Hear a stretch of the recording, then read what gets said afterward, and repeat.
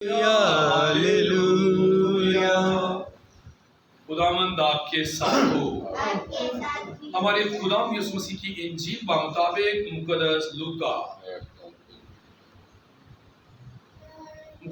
के मुताबिक लिखी गई हमारे खुदावंद यीशु मसीह की इंजील उसका 6वां बाब उसकी 20वीं आयत से बयान। और उसने अपने शागिर्दों पर नजर करके कहा कि मुबारक को तुम जो गरीब हो, क्योंकि खुदा की बादशाही तुम्हारी है। मुबारक को तुम जो अब भूखे हो, क्योंकि सैर किए जाओगे। मुबारक को तुम जो अब रोते हो, क्योंकि हंसोगे। मुबारक को तुम जो इब्ने इंसान की खातर लोग तुमसे किना रखें और तुम्हें खारिज कर दें और मलामत करें और तुम्हारा नाम बुरा जान कर काट डालें। उस दिन खुश हो और शादमानी करो, क्योंकि देखो आसमान पर तुम्हारा अजर बड़ा है, क्योंकि उनके बाप दादा अंबिया के साथ भी ऐसा ही किया करते थे। मगर अफसोस तुम पर जो दौलतमंद हो, क्योंकि तुम अपनी तसल्ली पा चुके। अफसोस तुम पर जो अब शेर हो, क्योंकि तुम भूखे होगे। अफसोस तुम पर जो अब हंसते हो, क्योंकि मातम करोगे और रोगे। अफसोस तुम पर जब लोग तुम्हें भला कहें, क्योंकि उनके बाप दादा झूठे अंबिया के साथ भी ऐसा ही किया करते थे। इंजील जलील के वसीला से हम सब की खताएं माफ की जाएं। सभी बैठ जाए। मसीह खुदा में मेरे अजीज बहनों, आज की पहली तिलावत और आज की इंजील पाक में खुदा हमें ये सिखाना चाह रहा है, हमें सिखा रहा है कि हम दुनियादारी में रहते हुए उस बात को पूरा करें जो खुदा ने हमें सिखाई है। यीशु मसीह ने कहा कि अपनी खुदी का इनकार कर, अपनी सलीब उठा और मेरे पीछे हो लिया। आज की दोनों तिलावतों में हमें मरकजी बात यही नजर आती है। जबकि आज की पहली तिलावत जो मुकद्दस पौलुस रसूल के खत कुलसियों के नाम में से ली गई है, जिसमें हमने सुना है कि खुदा का बंदा मुकद्दस पौलुस रसूल कलीसिया को ये कह रहा है कि आलम बाला की चीज़ों की तलाश में रहो, ना कि ज़मीनी चीज़ों की तलाश में। अच्छा देखिए, आलम बाला का मतलब होता है कि आसमान इसका मतलब कि आसमानी चीज़ों की तलाश में रहो। अच्छा देखिए, हम हैं ज़मीन पर, तो कैसे आसमान की चीज़ों की तलाश कर सकते हैं? आसमान की चीज़ों की तलाश जो करनी है ना, वो खुदा यूं फरमा रहे कि ज़मीनी चीज़ों की तलाश में ना रहो। जैसे कि आज की इंजील पाक में यीशु ने कहा कि मुबारक को तुम जो गरीब हो, क्योंकि तुम आसमान की बादशाही की क्या करोगे, वारिस बनोगे। और कहा गया इसके मुताबिक यीशु ने कहा कि अफसोस है उन पर जो अमीर है, क्योंकि वो अपनी तसल्ली आ चुके। दुनियादारी में रहते हुए आज की पहली तिलावत में हमें यह दर्स मिलता है कि हमें आलम बाला की चीज़ों की तलाश में रहना है। अगर हम दुनियादारी में रहते हुए नेकी, भलाई, अच्छाई के काम करते हैं, तो फिर हमारे लिए आसमान पर वो अजर होगा। अगर मैं दुनिया में गरीब हूं, तो वहां पर क्या बनूंगा? आसमान की बादशाही का वारिस बनूंगा। अगर मैं दुनियादारी में इसके मुतबादल, अगर मैं दुनियादारी पर क्या कर रहा हूं कि मेरे पास बहुत सारा रुपया और पैसा है, मैं उस रुपये पैसे को खुदा के लोगों के लिए इस्तेमाल नहीं करता, तो फिर इससे मुराद यह है कि अगले जहान में जब मैं पहुंचूंगा, तो मैं अपनी दुनियादारी में रहते हुए वो तसल्ली क्या कर चुका, पा चुका। इसलिए कहा गया है पहली तिलावत में कि आलम बाला की चीज़ों की तलाश में रहो, ना कि ज़मीनी चीज़ों की तलाश में रहो। ज़मीनी चीज़ें कौन सी हैं? हम दुनियादारी में रहते हुए इस बात में फिक्र में पड़े हुए हैं कि मैं ये काम कर लूँ, मैं अपने घर को बड़ा बना लूँ, मैं अपने बच्चों को अच्छे तरीके के साथ पढ़ा लूँ।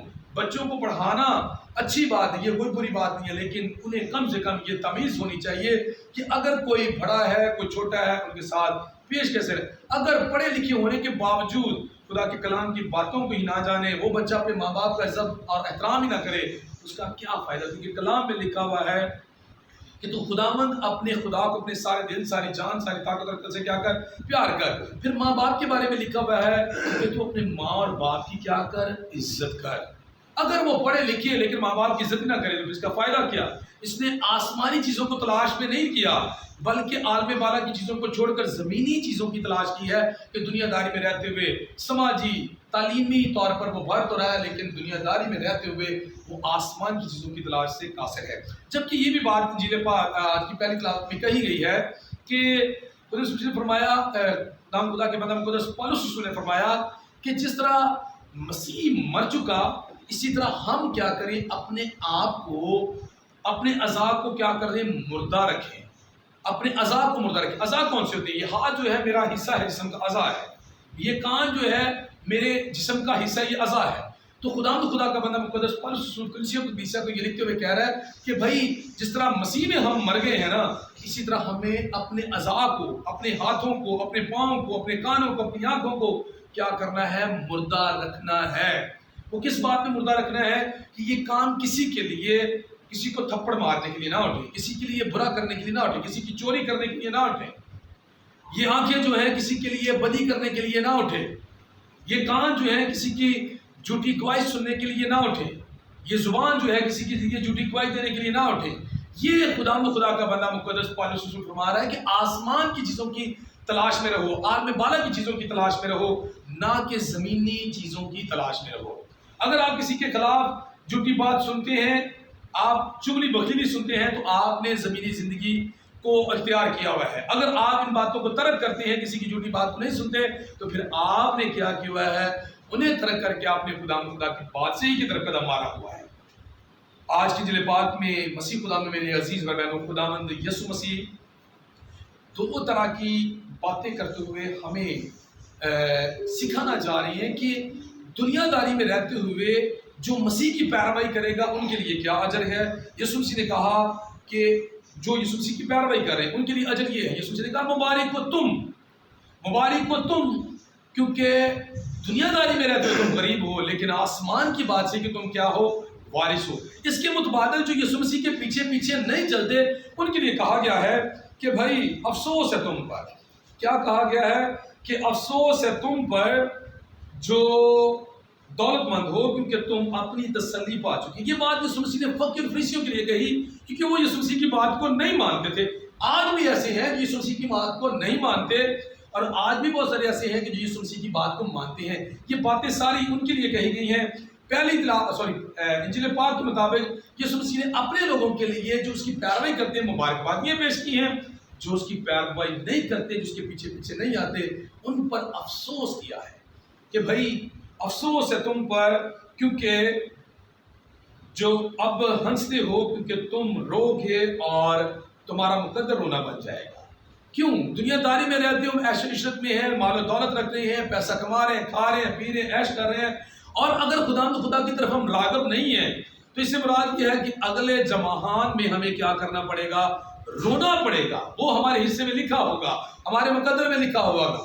آئیں آج کا کلام ہم اس بات کے لیے دعوت دیتا ہے کہ ہم یسوع مسیح کے وہ پیروکار، وہ بیٹے اور بیٹیاں، ہم اس کے وہ شاگرد اور اس کے وہ دوست بن جائیں جس کے بارے میں یسوع مسیح نے کہا کہ مبارک ہو تم جو غریب ہو، کیونکہ آسمان کی بادشاہی تمہاری ہے۔ اس کے بارے میں یسوع مسیح نے کہا کہ مبارک ہو تم جو اب روتے ہو، کیونکہ اگلے زمان میں تم کیا کرو گے؟ ہنسو گے۔ آئیں ہم خدا سے یہ برکت مانگیں کہ خدا ہمیں فہم دے، فراز دے، روح کی معمولی وسعت آ کر، تاکہ ہم دنیاداری میں رہتے ہوئے خدا ہر چیز کو خوشی کے ساتھ برداشت کرتے ہوئے اگلے جہان کے لیے خدا وہ نعمتیں، وہ فضائل، اور سب سے بڑھ کر خدا وہ مقام حاصل کریں جو تم نے اپنے ان لوگوں کو کہا ہے کہ اے میرے باپ کے مبارک لوگوں، جو بات سے بنائے عالم سے تمہارے لیے تیار کی گئی ہے اس سے میراث ملو۔ خدا ہم سب کو یہ توفیق دے کہ ہم کلام کی باتوں پر عمل کرنے والے بنے۔ مسیح ہمارے خدا کے وسیلہ سے آمین۔